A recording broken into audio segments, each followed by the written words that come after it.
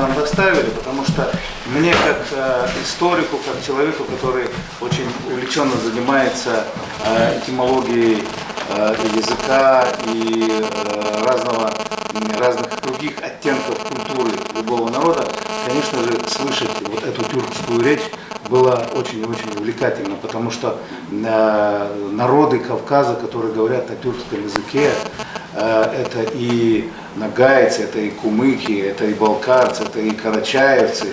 И когда слышишь эти оттенки, начинаешь уже сердцем чувствовать все многообразие, глубину и богатство, которым Всевышний наделил наш с вами Кавказский край, вот в этом многоцветии, в этом многоголосии величайших культур и величайших цивилизаций, которые когда-либо существовали на этой земле.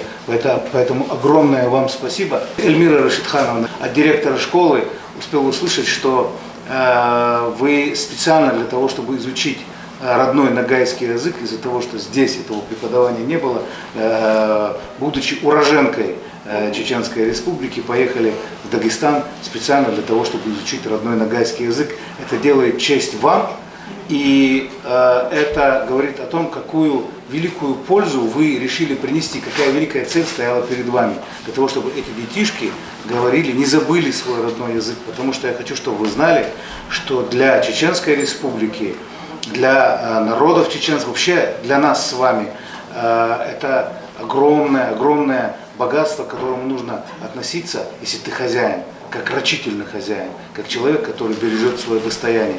Вот в этом многообразии культуры, традиций и живет наша Чеченская Республика, темана ислама. Ассаламу алейкум ва рахматуллахи ва баракатуху. Всем вам счастья. Смотрите, учитесь хорошо. Мне было очень приятно сегодня наблюдать за вами.